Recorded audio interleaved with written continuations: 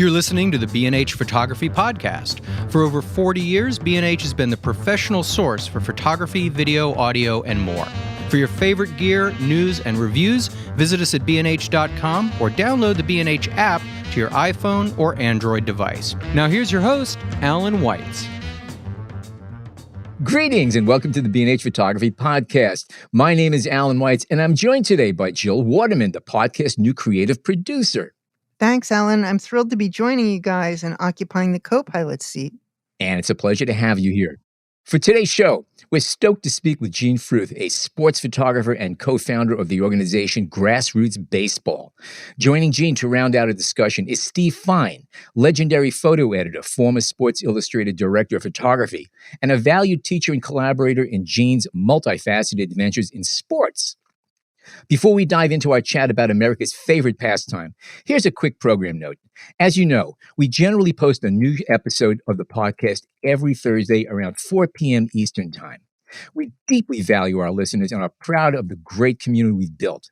In a bid to deliver the best content possible, not to mention upgrade recording gear and other tweaks to the show, we're going to be shifting to a bi-weekly schedule for a short period of time, starting with this week's episode. Please bear with us by tuning in for new content every other week for now, and use the extra downtime to dig back into our extensive archive and revisit your favorites or find maybe some hidden gems from the past 7 years. That said, let's introduce today's guest. Jean Fruth is a sports photographer and a Sony artisan of imagery. From early on, she has covered every sport, yet baseball holds a special place in her heart. After nearly a decade covering pro teams in the San Francisco Bay Area, she was invited to Cooperstown, New York, where she helped build the archive of the National Baseball Hall of Fame and Museum.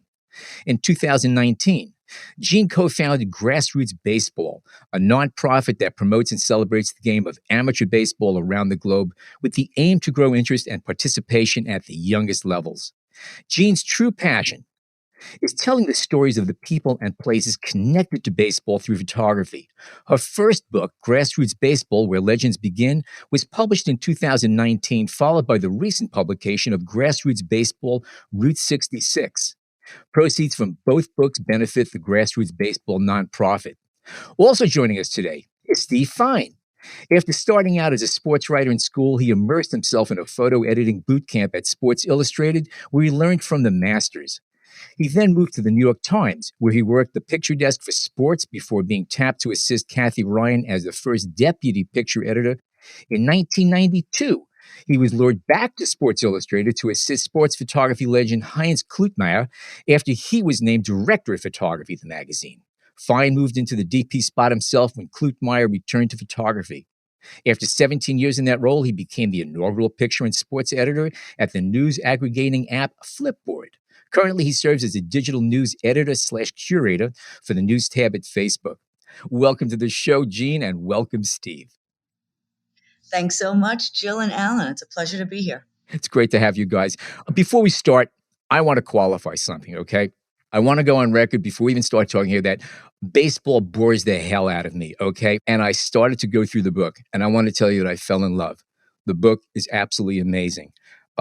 It's more than baseball. It really has to do with a lot about being people, about community, about leadership, about all the things that were talked about. The photographs, Jean, are absolutely stunning. You've blown me away with them. And then the stories that go along with it by people who, again, grew up along Route 66, participated in baseball, or both, and their touches on it creates such an amazing piece of work. It's just comfort food for the soul. And that said, I just had to get that out there. So I hate baseball, and I absolutely adore this book. How do you like that? Wow, Alan, and thank you so much. I really appreciate it. I do hope for that wide audience because it really is so much more than baseball. Oh, absolutely. I mean, it sucked me into it. What attracted you to sports photography in general? And what is it about baseball that led you to focus on your efforts on this particular sport? Alan, I started my photography career as a portrait photographer, not because it was my chosen path, but it just happened to be where the opportunity was to become a professional photographer. I was working with two women. It was all film, black and white, photography on location. We had our own darkroom, and then later a studio in a beautiful barn in Northern California. And while I was working with these two women, I was also working with other photographers, assisting them. I was taking classes and just trying to find my path. And I was hired by a group of local newspapers to shoot sports in Northern California, youth sports, high school and college. And I knew the minute I started shooting sports that that's what my path was going to be. I needed to figure out how to make this my career. And the feeling I got shooting game action in those very early days and covering a game was really like no other feeling. It's just complete exhilaration. And I still have that feeling today when I cover a game. Baseball ended up being far my favorite sport out of all to shoot, especially or really because of learning about the deep history of the game and the culture and how baseball connects generations. It's almost as if the game itself is just, a medium for experiencing everything that goes along with it in a sense. Yeah, it's really just the culture, it's nostalgia. And when you talk about baseball and I show my images, it always evokes a memory for somebody. And I hear, their stories of baseball, and I never tire of hearing the stories. It's great stuff. Now, you made 2 books based on grassroots baseball. Is there a big difference between working with younger, non-professional subjects compared to professional players? And you've covered all of them. Well, I guess I would say how it's the same, but before how it's different is I am making these younger players, non-professional players, look heroic, just like the major league players, shooting them the same as professional players. I prepare for my shoots the same. I actually, many times I have much more preparation when I'm shooting the grassroots game. If I'm going to a sandlot, even a simple little league field, I get there early. I do the same scouting as a professional field. Where are my angles? Can I find anything interesting? What are the backgrounds? And how, what kind of access and angles can I get? And usually I can get better angles than what's available at a professional game. So it's much different for me. I can be more creative in how I shoot it.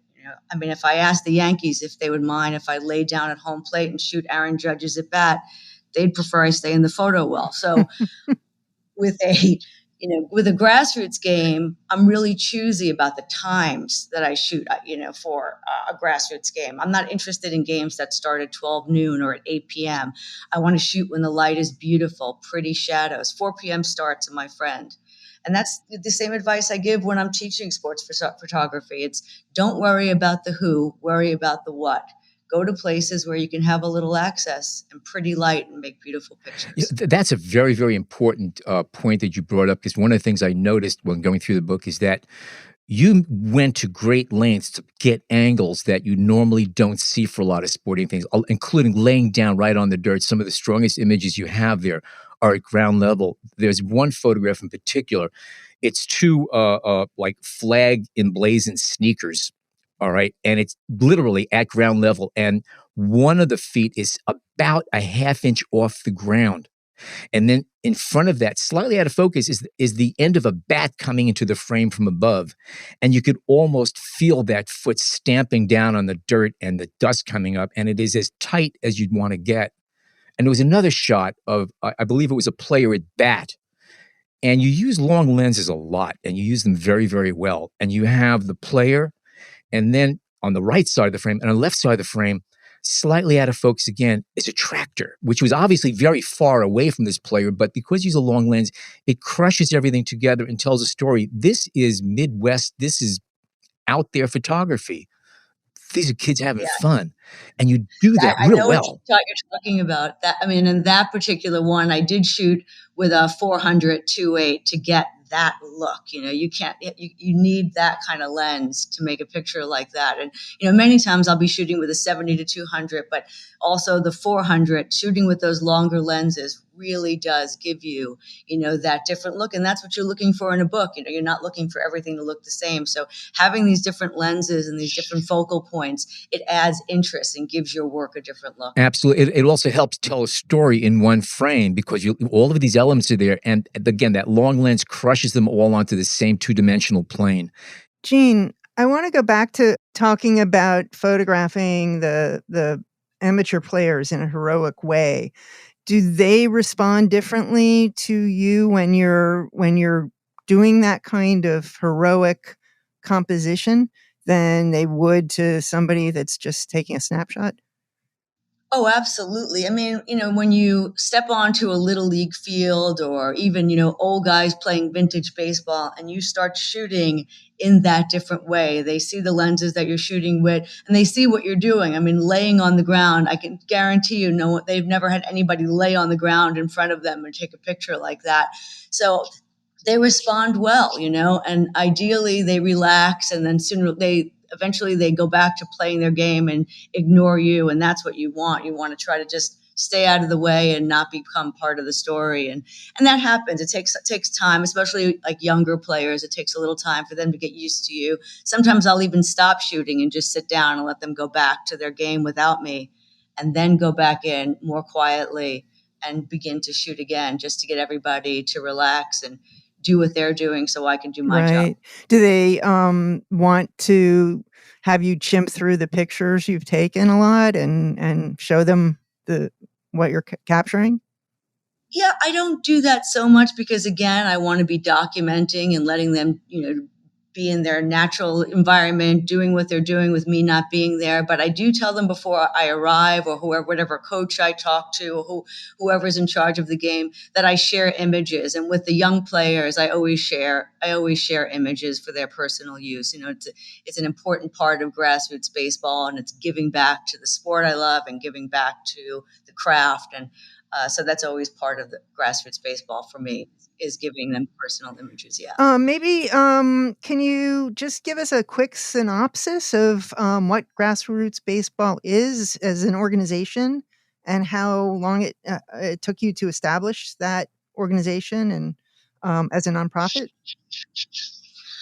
Yeah. So Grassroots Baseball, when my first book came out in 2019, Grassroots Baseball Where Legends Began, I was at a point in my life and my career where I wanted to give back to the sport I love, the craft I love. So I asked Jeff Idelson, who was retiring from the Baseball Hall of Fame as its president after 26 years, if he'd be interested in partnering with me to grow Grassroots Baseball into a nonprofit, giving back to underprivileged communities and celebrating, and promoting the game of baseball. And my idea was to start along Route 66 because both Route 66 and baseball are as Americana as it gets. So we traveled in an RV. We had terrific sponsors for us getting started. We still have great sponsors today. And we partnered with Boys and Girls Club along the route. We held clinics all along Route 66 for kids. Hall of Famers and retired players who grew up along Route 66 joined us and taught kids how to throw a ball. Each kid got a new Rawlings baseball glove and ball.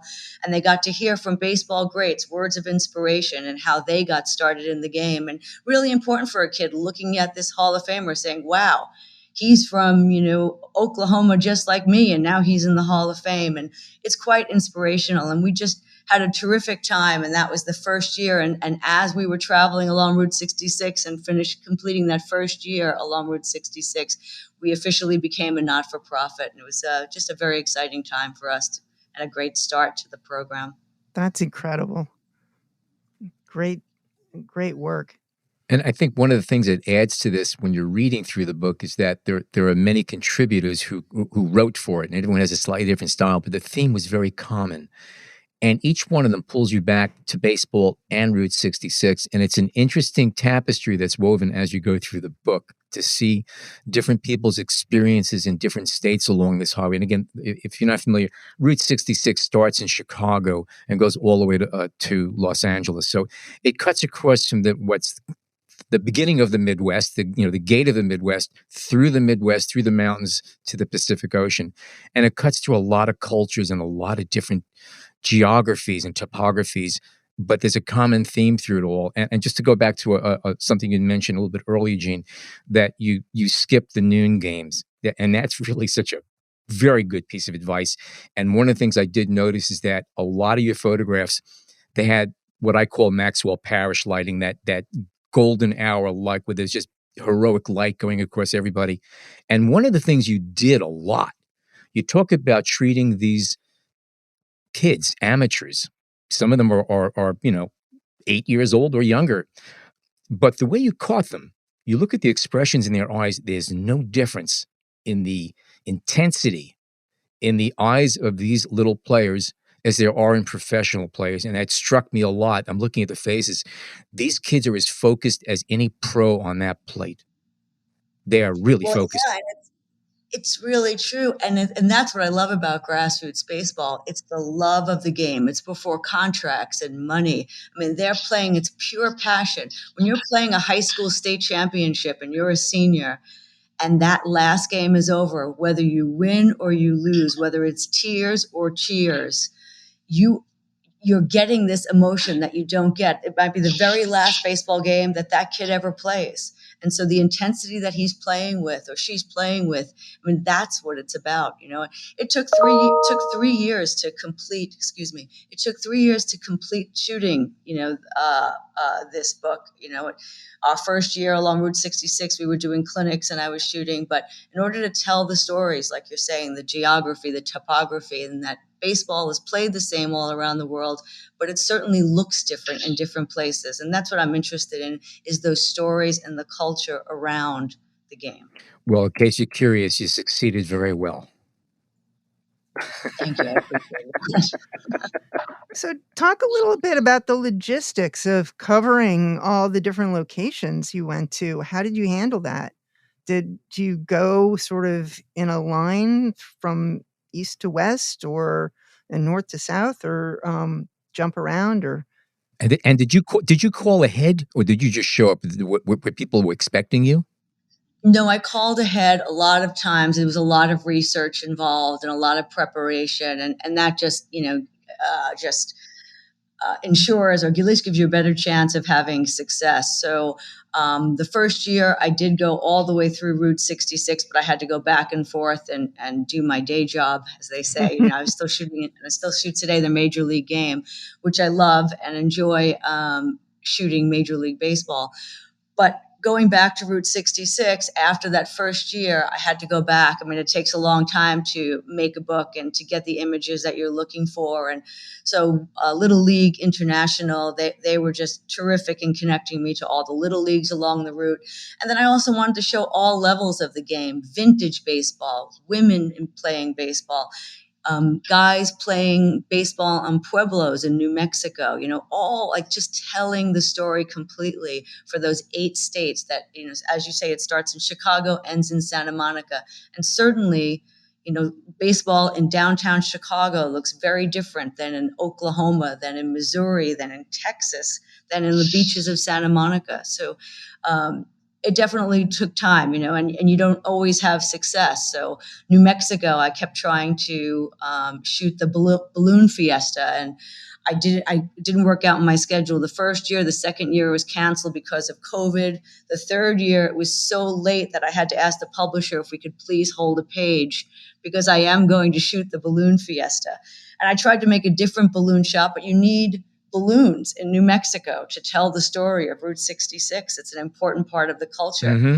I had a balloon shoot scheduled on a Little League field, because sometimes they have balloons as part of like a celebration or an opening day. And there was a balloon that was going to be launched on a Little League field. And I asked, could the kids be on the field getting ready to play the game as the balloon launched? And the pilot said it was too windy and we can't launch the balloon. Parents were saying, oh, that's crazy. It's not windy at all. And every parent had their own balloon guy. We can get you a balloon guy. We can get you a balloon guy.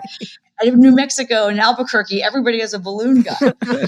But the only shot I got that day was a balloon that was blown up just a little bit as the pilot tried, and players walking by the balloon. And I went home empty-handed besides that shot. But I did eventually go back, and my very last shoot for the book was in Albuquerque, New Mexico, at the Balloon Fiesta. And I was in a media balloon shooting the balloons from the sky as I wanted to 3 years ago. And so it finally happened. So books take time. Yeah. Wow. That's incredible. And you have to respect the wind when it comes to hot air balloons. You have to respect it. Oh, yeah. I learned a lot about hot air balloons, more than I ever thought I was going to learn. So I do respect whatever the pilot says is what I'm going to do. So, Gene, you mentioned that Steve taught you to become a better sports photographer 3 years of editing your pictures. What are the most important lessons he conveyed that helped you improve your work? Yeah, well, nobody's moved my sports photography and improved me more than a photo editor, more than Steve Fine. You can't make a great sports picture unless you know what one is. And what Steve taught me was what a great sports picture is. I mean, that's where it starts, is you need to know what that looks like and what that is.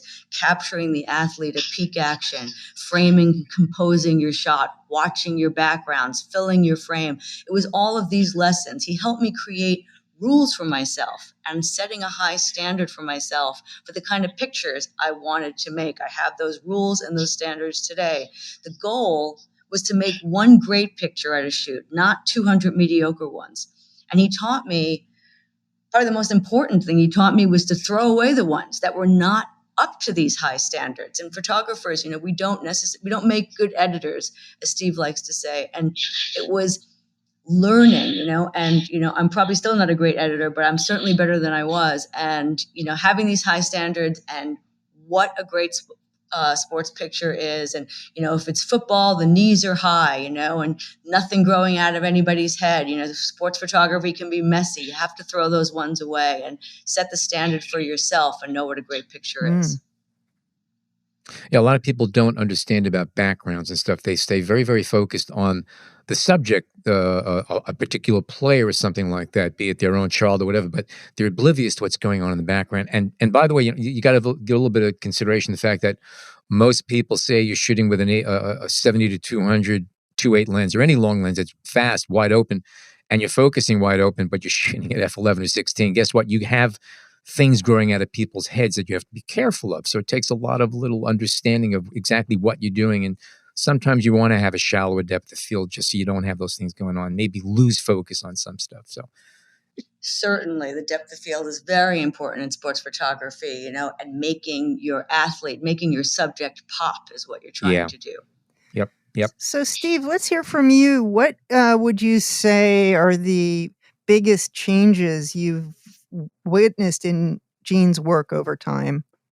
Well, we talked early and often about the three pillars of sports photography, and that is capturing peak action of an important moment, then the ensuing reaction, what we like to call tears and cheers, and then the third element is sense of place. One of the great things about working at Sports Illustrated is that I got to go to a lot of games. And Alan, I happen to love baseball because it's a game all about strategy. It's a game that can be played by anybody, whether they don't have to be 6'10", they don't have to weigh 350 pounds, they don't even have to be very fast. So it kind of levels the playing field.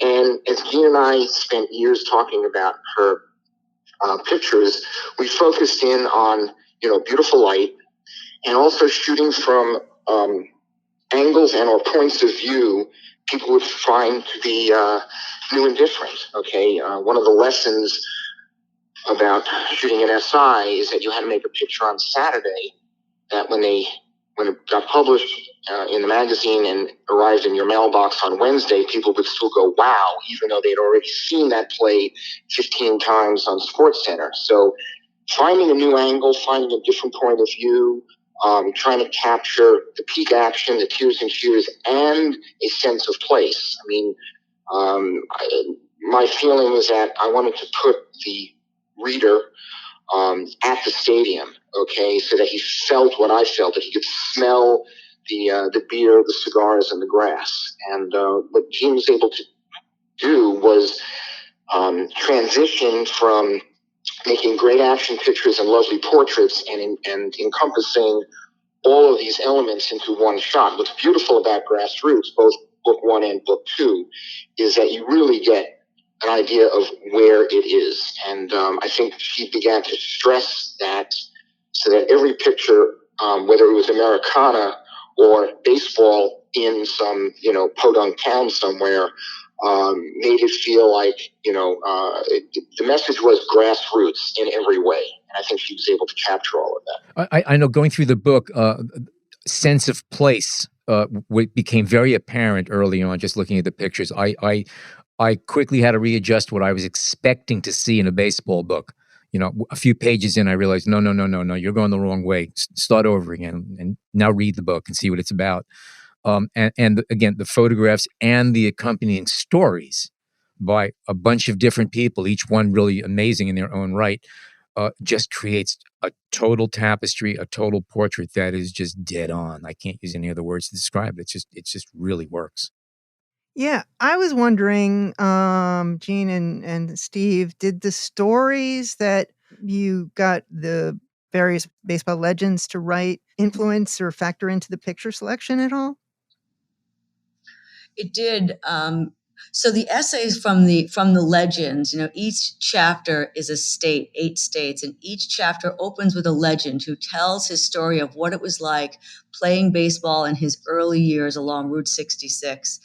And the stories certainly influenced the picture. So when I was able to get the essays early, and most of them I did get quite early, I kind of used that as a roadmap a little bit to see if they mentioned Alex Bregman, who's the only current player, the only one that's not retired, who wrote an essay. He wrote a beautiful essay, and he was so young, I thought maybe he doesn't even understand Route 66, but I was very surprised when I got it back that he certainly understood.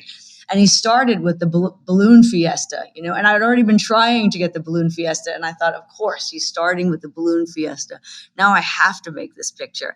And there was these memories that these guys had, retired players, legends, talking about their favorite ice cream shop along Route 66 that they would go to, during Little League games. And sure enough, there in Missouri was Ted Drew's ice cream shop along Route 66, and Little Leaguers still go there today. So what a great picture to make. So it was terrific to be able to use that as a guide. Of course, I shot many other things, and that each one of them had different memories, and some translated into pictures better than others. But it was great to have that as a roadmap, as we not only shooting for the book, and then of course Steve and us editing for the book was very helpful.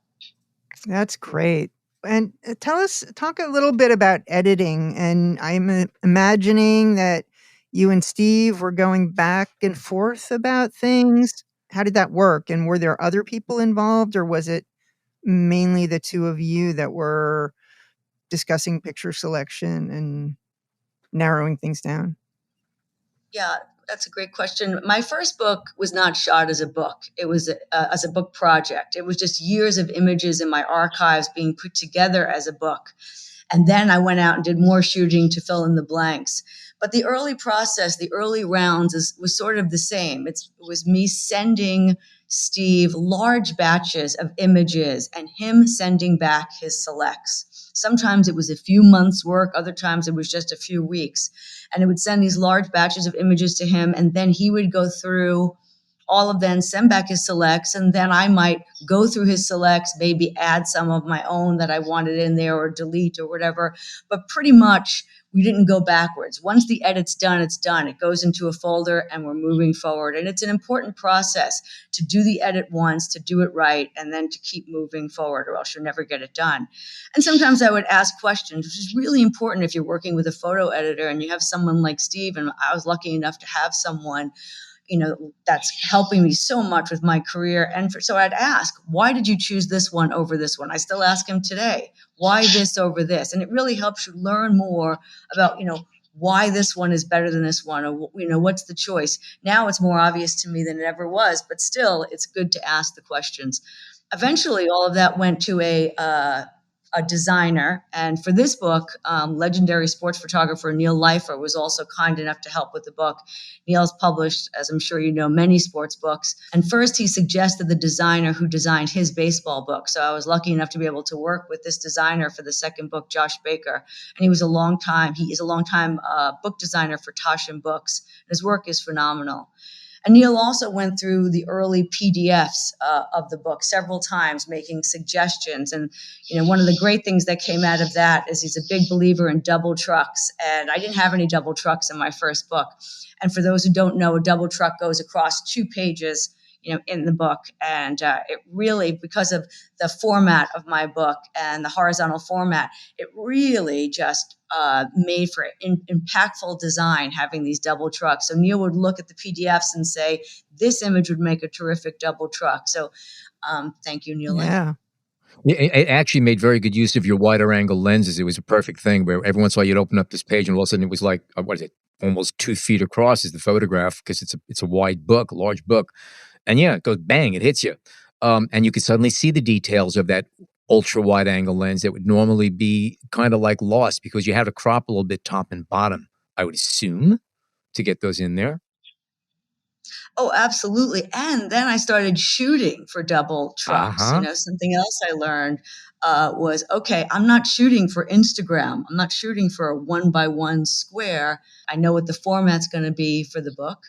So I'm going to shoot in this way. And if I want something to possibly be a double truck, I may shoot it in different ways so that it has the possibility of becoming a double truck. Did you use your camera grid lines in the viewfinder? I mean, how did you guide yourself for that? Yeah, I always use grid lines because I'm keeping horizon straight. grid lines help me quite a bit. So I like grid lines. People, when they look at my camera, they say, whoa, what is all that? But it's helpful at times to have grid lines. So yes, I'm paying attention to that. I don't have to be that technical. I mean, I kind of know what I'm looking at. And not to mention also, I mean, I'm using cameras. I mean, the A1 camera that I'm now shooting with, the files are so big. So the cropping is not a problem. You can crop a 50 megabyte file and you can still have a double truck and you get this, beautiful big image even with the crop. So that's where, these modern day cameras really just help so much and be able to achieve what you're looking for in a book like this.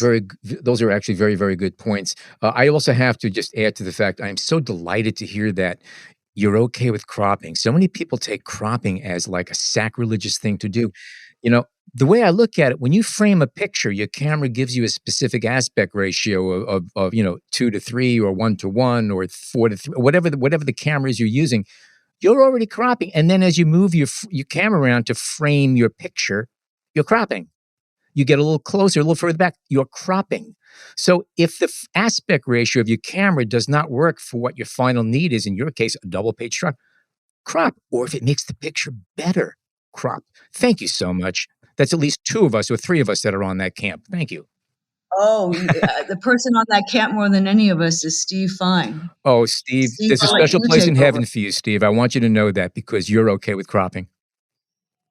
It's not so much okay with cropping, with the exception of Neil's Cleveland Williams picture. Every sports picture that you've ever seen in Sports Illustrated was cropped. For example, Walter's shot of Dwight Clark's catch was shot as a horizontal on a 50 millimeter lens, cropped to a vertical that made the famous cover of the catch. Okay. Every single sports picture has been improved by cropping, getting rid of stuff on the edges or bringing the reader into the message more quickly. We like bold, we like impactful pictures. I mean, it's a rare day, even when you're shooting like Jean does her cathedrals, stadiums all around the world. Some of those pictures have been cropped to get rid of, a light pole here or something on the sidelines there. I mean, cropping is vital. There's no sports photographer, Walter Heinz, Peter Reed, any of these guys who haven't had their pictures cropped all the time. This is not war photography or behind the scenes feature stuff. Okay. I mean, Lynn Johnston, maybe she doesn't have her pictures cropped because she spends all day making one picture, which is terrific. Okay. But sports, as Jean pointed out before, is messy. And it is very important in terms of your backgrounds to not confuse the reader as to what the message is in the picture. Where is the picture in the picture here? Okay. And sometimes the legs in a football picture aren't very good, but if you crop in on it and you can see the fumble or the interception, you're getting the reader's eye to that message more quickly. We have 2 rules at SI, long and tight or loose and wide. Okay. We basically didn't use 300 millimeter lenses because it was a boring 2-column by 4-inch picture. Okay. So we wanted to really have impact and make something iconic and memorable. And that's how you do it. So maybe to be a little controversial, what about where do you stand with a publication like Sports Illustrated with the idea of retouching anything? Okay. So the rules were very simple. You could not move the ball. I changed the news element, the journalistic element of what happened in the play. Now, second part is anything you can do in the dark room back in the 40s and 50s, dodging and burning and what have you, can be done, through Photoshop now. There's no reason not to use Photoshop, okay? Jay Maisel invented Photoshop and image bank along the way because only he could see the red door for the color red that it was, Right. okay? Yeah. I asked over and over again, I said, was the door that red? He said, it was that red in my mind. I was like, aha, okay. So anything you can do in a darkroom, electronic or what have you, to enhance the picture is fine. You can't move the ball. You can't change the head of the person you're dealing with. You can't, make composite pictures. End of story. Mm-hmm.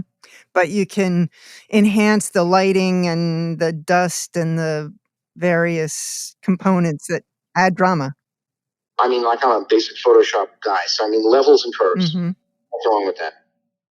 Anything to improve the image quality itself without changing the intent or the content of the picture, in a sense. Cannot change the content. Absolutely. Right. Yep. And you can't move people around in it, okay? I love it. With Grassroots Baseball, even going back to the cropping, we're always taught cropping your camera. Well, sometimes with sports photography, you can't crop in your camera, it depends on the location. And now I have to say, I don't always crop in the camera. I leave myself options, especially for Grassroots, because I'm trying to show that sense of place, which is why I end up using the 70 to 200 so much of the time. Obviously, the variety of the focal length, gives you so many options.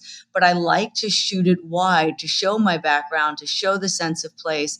And then with the big files, again, with a camera like the A1, if I decide that I want to just go tight on the action and Steve says, you know what, with this background, we don't really need it. Let's go tight on the action. I have that opportunity to keep my options open until, it's time to do the layout. Okay, we're going to take a short break and we return more with Gene Fruth, Steen Fine, Route 66, and amateur baseball. Stay tuned.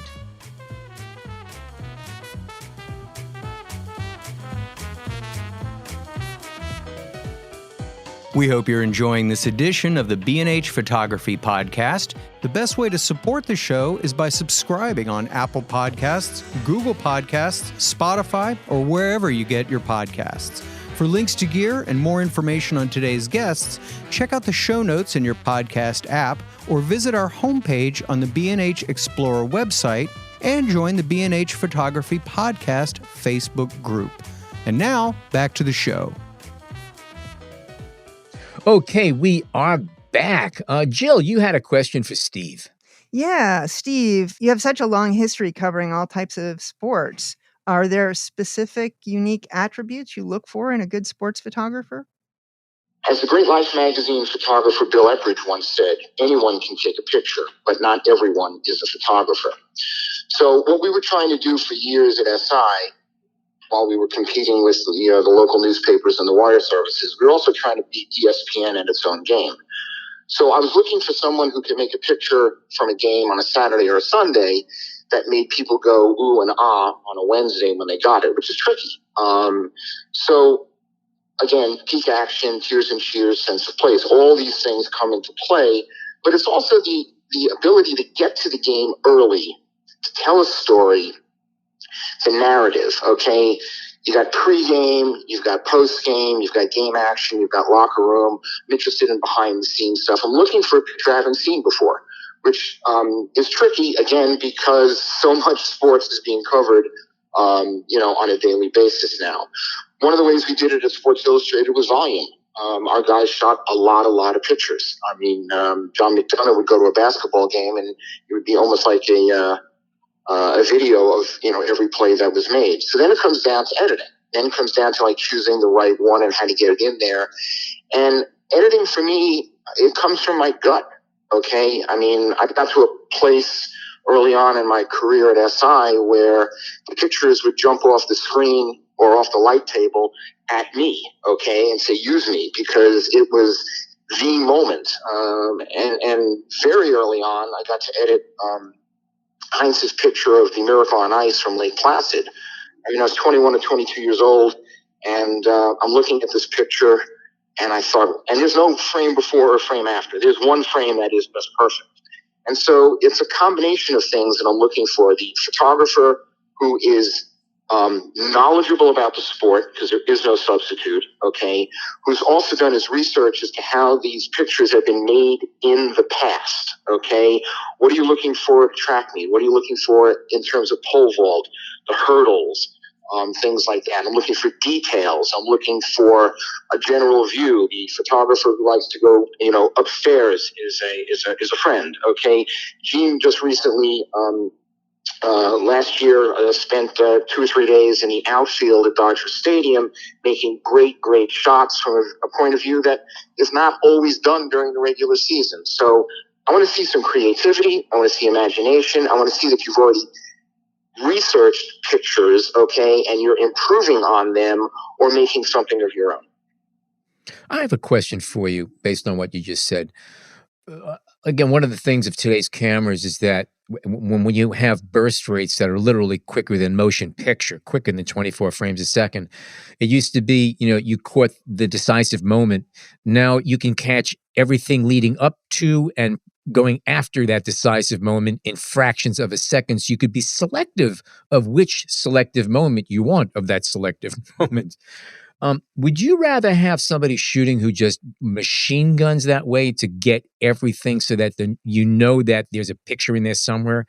Or would you rather get a take from a photographer who's a little bit less trigger happy and is maybe really truly trying to find that moment and is selective about when they press that shutter button? I had both kinds of photographers. No doubt.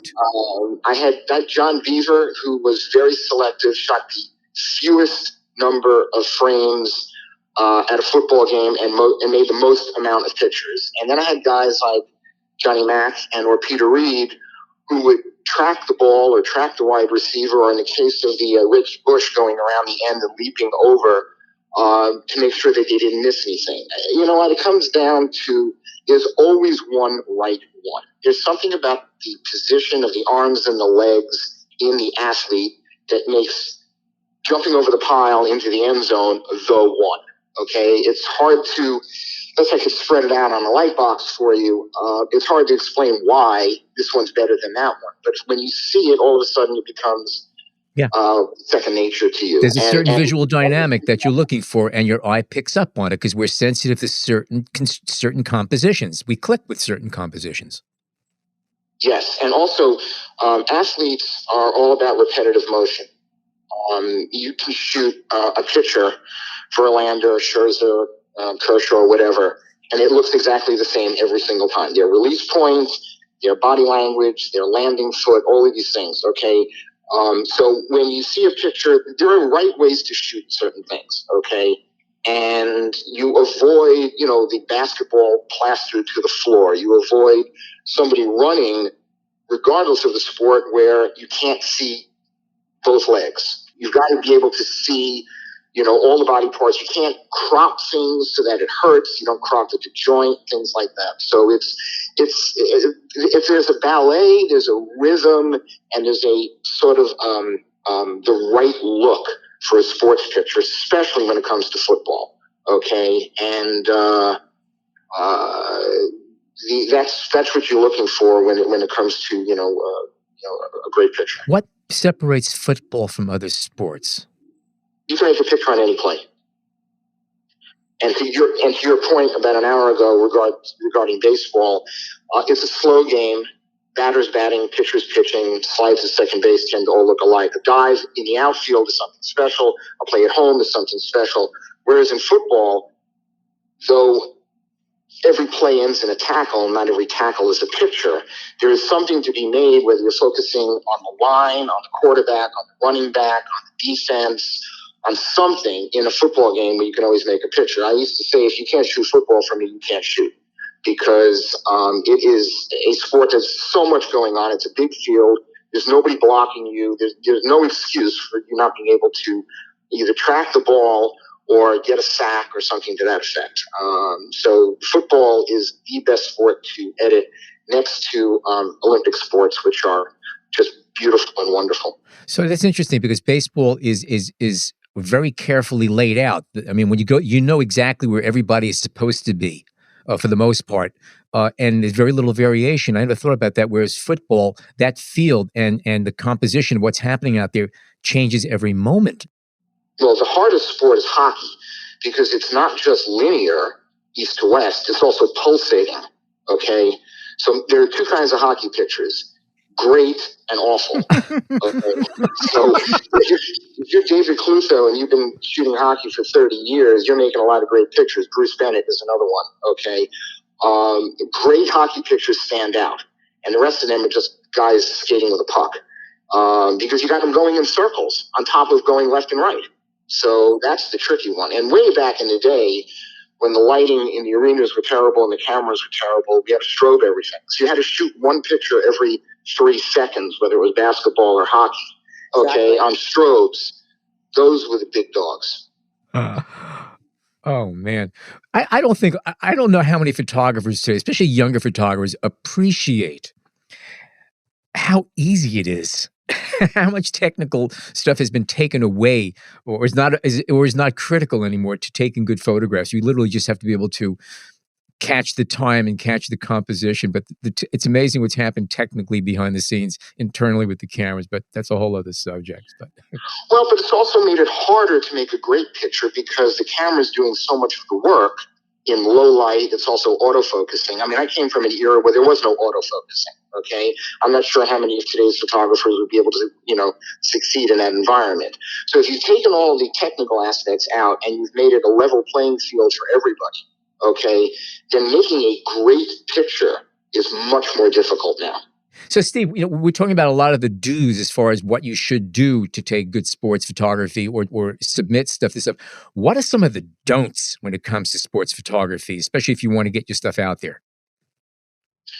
Well, don't put anything in your portfolio or don't send in any pictures to your editor that you don't want published.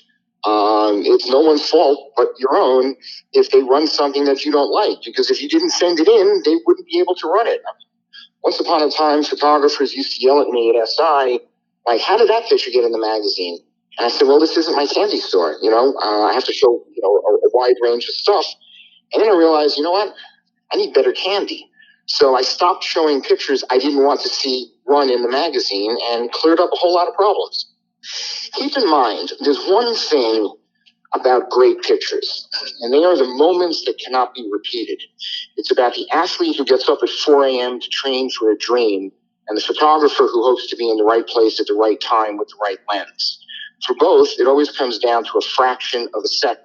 That's what puts one on the podium and the other on a cover, okay?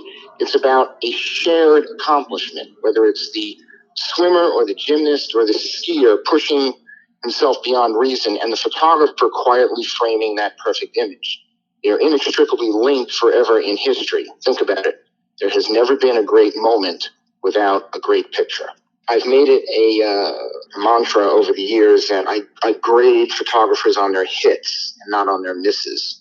I mean, at Sports Illustrated, they didn't send in their edits. Every single take was every single picture. So we got to see what they were thinking about when the time came for, 3rd and 10, a minute and a half to go in the game. Where were you focused and things like that? But you're right. You're absolutely right. The clunkers are going to be the ones that stand out. And you ask yourself as an editor, so this guy sent me 20 pictures and 16 of them were terrific and make sense. And what did he put these 4 in for? So less is more. Yeah. So given that a lot of the sports that we were just talking about is so fast and unpredictable, do you think there's value in a photographer trying to pre-visualize potential situations or outcomes? Yes. I went to 15 Olympics, winter and summer, and every single one of them, we had a venue tour in advance to see where it was possible to put cameras, to see where the athletes were going to perform. We went to all the test events. We basically shot the Olympics before the Olympics. So we knew what the pictures were going to look like ahead of time. So now all you had to do was prepare yourself for their reactions. Okay, so we have 7 cameras at the finish line for the men's 100. We've got guys on the sidelines. We've got guys at the start. We've got guys up. And everybody knew their position. Everybody knew their angle. They had to protect their zone. Okay, and then it was just a matter of capturing the dramatic moment where you get the scream, the arms in the air, the legs off the ground, that kind of thing. I mean, those Usain Bolt pictures were made way before Usain Bolt crossed the finish line. So we knew what we were looking for ahead of time. Yes. Interesting. But Jill, to your point of pre-visualizing, it does go back to the more you know the sport, the more you know the athlete, the more you know the team, the more consistently you're going to get your shots. So understanding the sport that you're shooting and knowing, okay, it's baseball. I have a man at second, a man at third, and one out. I'm preparing for a play at the plate. So and then I'm picturing exactly what I want it to look like and what I'm hoping for, and so you're anticipating, and the only way to anticipate is to have a knowledge of the sport. And that's every sport. You have to have the knowledge to make great pictures and be able to visualize what could possibly happen. Same thing, with football, right? It's a third down and they're going to throw the ball. Well, you got to get into the right position and you got to just anticipate what's going to happen. And if you know the team, you have a pretty good idea of who's going to catch that ball. And so you learn the sport, and the more you shoot the sport and the more you shoot that athlete, you will get the shots more consistently because, as Steve said, the athlete repeats himself every time. Even young athletes, even kids, you'll see them repeat themselves, and they'll throw the ball the same way, hit the ball the same way, catch the ball the same way, run the same way. One of the things that Heinz taught me about figure skating and gymnastics is that the pictures look right in the camera when the athlete looks right to the judge. So in terms of extending your arm and your fingernails and your feet in a certain way, when it's a ballet, the judges give you points. If it looks the same way in the camera, we give you points. Right. That's great. We talked about what makes good photographs and stuff like that amongst serious photographers, quote unquote serious photographers. What kind of tips would you add to that for parents looking to take pictures of their kids doing this? I mean, just simple things other than that what we spoke, because again, we got into some pretty specifics, but just in general for the average, we quote unquote soccer mom or soccer dad, people who just have their, basic mirrorless or DSLR with the kit lens or whatever they might have, just a couple of basic tips, different from what we've already had. Yeah, I mean, I think that, still getting the best gear that works in your budget is, the parents that I meet, they love to shoot and they want to get better. They come to classes, parents become serious photographers. It means everything to them to get these shots and the enjoyment that they have shooting the games. And so many of them continue after their, kid stops playing. So gear is important, and our good friend Michael Zagaris, sports photographer, legend, rock and roll photographer, he always said, you don't go to the race without the car. And I'm a big believer in that. So I always recommend buy the best gear you can with the budget that you have, and that's super important, whatever level you're shooting at. And then with parents, I always tell them to please stop trying to get images of every kid at the game. Because if they're just checking the boxes, and sure, it's nice for the parents to get those beautiful gifts you're giving them, but if you focus on every kid, you're not making the best images. So instead, shoot the game, have a plan, stick to your plan. You're going to make much better images if you focus on making great pictures. So it's quality over quantity. And then you let the parents know, look, I don't shoot every kid, but when I make a picture, you're going to be happy, and I get different things, every game. And you follow the game and you try to make pictures instead of trying to be getting everyone. And it's hard because you become the one that everybody goes to for the pictures when you're a parent. So you have to make that shift and maybe be a little selfish. But the pictures that you do give to those parents, they're going to be thrilled because you're becoming a better photographer. Interesting. Boom. You got it. So actually, to that point, with the idea of kids and amateur sports, kids especially, have good days and bad days. Would it be advisable for a parent or whoever looking to photograph that in those situations to really try to determine like which kids might be having a really good on day and then using that as their guide? I mean, yeah, sure. I mean, kids who are having a bad day, they're kids. They could be having a bad day, and 5 minutes later, their mood changes, and the game starts, and all is forgotten. So I think it's just following the game, learning the game that you're shooting. It's really the same. If you want to make great pictures as a parent, you learn the game and then you follow the game. You don't try to chase every kid. If the ball is, if there's a catch in the outfield, but you're ready for that catch. If you're ready for a play at the plate, if you're shooting soccer, you're not shooting the kid standing there looking like a tree. You want the kid who's got the ball and his knees are in the air and the ball's flying in the air. Make great sports pictures.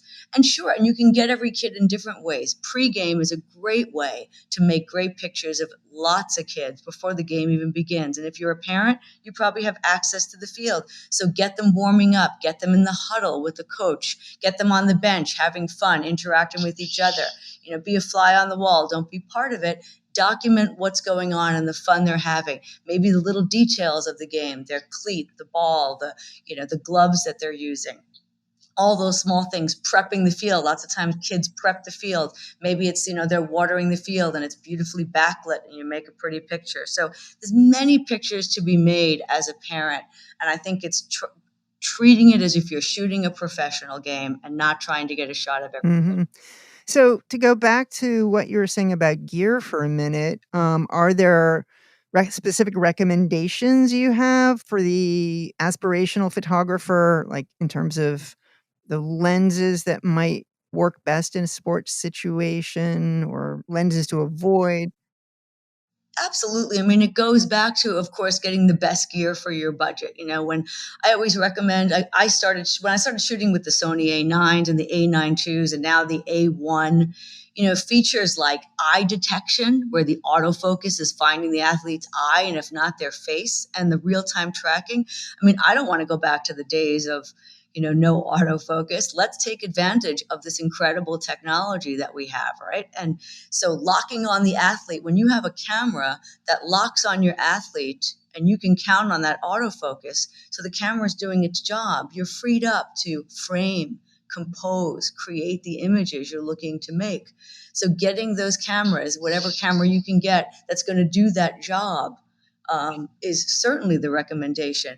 And then for lenses, it's having the variety of focal lengths so you can do the job and you can tell the story, just like the book, changing up the scale makes for an interesting story. So if you're shooting one game, I always like to have a wide angle lens to be able to tell the story with a scene setter. I love starting with a scene setter, something wide. I use a 16-35 Sony. I also love the 12-24 lens when I do those big stadium shots. It's, makes for very pretty pictures. And the 16-35 is also great for portraits and those group shots, pre-game group shots. And then the 70-200, and there's no substitute for a 2.8 lens if you can get one of those for sports, because you're able to blur that background and you have that fast lens, and even in low light conditions, when you have a 70-200, it's a tremendous focal range that you're working with. I just recommended to a friend, she said, what do I start off with? One lens, one body. I said, A1 or the A9 or whatever your budget, and the 70-200 2.8, because you can make so many pictures with just that one lens, with so many focal points, everything from portraits to things that are wider, sense of place or tight on the action. So, and then, of course, when you're getting into professional gear, if you're shooting the game professionally, certainly at some point you need something longer, like a 400 2.8, when you're now shooting on a professional level. So obviously it depends on the goal and the photographer and what their goals and aspirations are. Those are all very good points. And if I could add to that, if you're a photographer, we've all had people come over, I want to buy another lens. What should I buy? Well, I don't know. What are you shooting? What kind of things are you doing? And my answer to that quite often is, what does your current lens not do that you want it to do? Where are you getting stymied? What pictures can't you take because your lens can't do it? And then do you have to go longer or wider? And that's your direction right there. What does your current exhaust the possibilities of what you have? And then when you do get that second lens, exhaust the possibilities of that before you even think about what do I need in addition to, if anything? And I think it's also a great challenge. I remember about a year ago, I got a 400 millimeter lens to do a test on, and I took it to an automobile race, an amateur, a dirt track race not far from where I lived. And I only took that 400 millimeter, and I did everything, including close-ups, details, everything, just with that one lens. And at the end of the evening, I knew that lens. And I learned a lot more than it actually was able to do more than I anticipated. Yeah, no, that's a terrific lesson to one body, one lens, and what can you make with that? And with professional photographers, when they ask me, when they have their kit of a wide, some sort of a zoom, a 7200, and a longer lens like a 400, I then recommend, I go, okay, what can make your work look different? Now can you add a prime to your kit? This is more for the professional photographer who maybe wants, that 135 millimeter, like, wow, that makes beautiful portraits. A lens like that really can make your work look special and look different. So later on, then you add something interesting like a prime, and then you walk around with just that prime and body for your pregame and see what you can make with it, just like you did with the 400. So, Gene, we understand that your latest project is focused on women in baseball. Can you tell us about that? Are there any differences to photographing women in sports rather than men, their action or portraits? Yeah, I'm excited about this project. Women have been playing baseball for a long time in different ways. The door has swung open and closed. The AAGPBL, the All-American Girls Professional Baseball League, back during World War II, there was professional women's baseball when men were off to war, and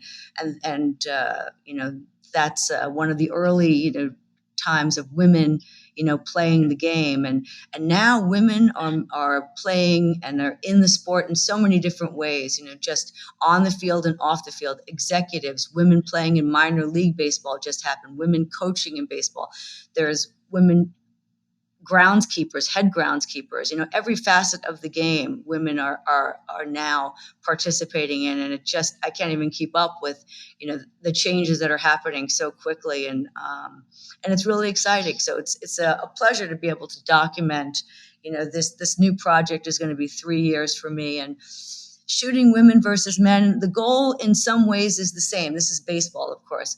I'm still trying to make the subject look heroic. What I always do, whether it's a kid, it's an old man, it's a young, professional baseball player, or it's a woman playing baseball.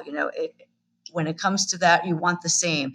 But the storytelling is very different for me, and that's what I'm interested in. I need to tell the story. Maybe it's a woman playing on an all-men's team. Well, in that case, part of the story needs to be showing her lined up for the anthem with all men and her as the only woman, or where she might be dressing in the locker room. What is her interaction with her teammates? Or if it's an all-women's team, showing the camaraderie and the support they have for each other. The pictures need to tell the story and show the culture. And that's what my job is for this new project. That is so exciting. I, for one, can't wait to see it, because if it's like this book I just looked at, it's going to be a good one. Oh, it's going to be fun. I'm heading back to Staten Island as a woman, very close to, where I think both of you are. There's a woman playing on a all-men's minor league team in Staten Island, and she's terrific. She's taking a break now because she's on the Women's USA team, and they're playing against Canada, but she'll be back, and there's just great stuff happening in baseball for women. I'd love to catch one of those games, because I'm very familiar with Staten Island, and I can tell you, some of the male attitudes on that island must be fascinating out on a ball field. I'd love to sit in on one of those games. Yeah, it's got a beautiful view. It's you can take the ferry. They're the Ferry Hawks. Used to be the Yankees minor league baseball team. Sure. Yeah. Okay. Yeah, terrific. Wow. While you're working on building this new book, you're also on a book tour with your latest book, the Grassroots Route 66, correct? I am. Yes, we've been going back along Route 66. We've had a lot of ballparks having a Grassroots Baseball Day. I'm doing book signings along the way, and it's been a really fun tour. It's certainly satisfying to finally have book in hand and having it out there, and especially going back to so many of the places that I was shooting and having book signings there. And I'm doing a few gallery shows, which is new for me, and that's been fun. One in Chicago, one in St. Louis. So yeah, it feels good. I'm very grateful to have the opportunity to go back and do these signings, and it's been quite enjoyable. I would imagine going back, to retrace your steps with the finished book has got to be a trip and a half. It is. It's great, and occasionally I'll get a player that says, "Hey, I'm in the book," or minor league players that are now in the major leagues, and I've seen some of them, and went to visit and say, able to them to see, that they made the book, when they were in the minor leagues, and now they've moved on in their career. So yeah, it's incredibly rewarding and a lot of fun. Steve, what about yourself? You have anything coming up on the horizon, projects or anything you're working on that's of interest for us? Well, I'm a news editor now, though I will say that in the past few months, we have added photo galleries to the news tab at Facebook, and I was able to cover the war in Ukraine for 25 days while it was first starting out. We also did Tour de France and the Queen's Jubilee, so we're beginning to add photo galleries to our news report, which is very exciting. Oh, that's cool. That sounds really interesting. And for our listeners, we're going to be including links to all of these places to check out for both Steve as well as for Gene. So again, check the show notes for sample photographs from Gene's project, as well as everything that Steve is doing right now with sports imagery. This has been a wonderful conversation. As I said up front, I hate baseball, but this has been a lot of fun to do. I really do mean it. Maybe I'll come around. I don't know. Maybe something was shaken in me here because, again, the book I was just totally engrossed in it. I know I'm just blabbering on and on about it, but we get a lot of books here, and I really do go through each of the books that we get, and I've had a lot of very enjoyable books. This one caught me by surprise because I entered into the situation going, all right, it's going to be baseball. I'll deal with it. In the meantime, I'm dealing with it, and I'm loving it. So that's all good stuff. So thank you both for joining us. It's been a great dialogue today. Just a lot of fun. Thanks. Thank you for having me. Thank you. That's great stuff. Now, if you are a fan of the show, but you're not yet a subscriber, head on over to Apple Podcasts, Spotify, or wherever you get your podcasts, and see that little thingy that says subscribe. Click it. That's all it takes. And you can always find us on the B&H Explorer blog and on the B&H Photography Podcast Facebook group page. My name is Alan Weitz, and on behalf of Jill Waterman and Jason Tables, thank you so much for tuning in today.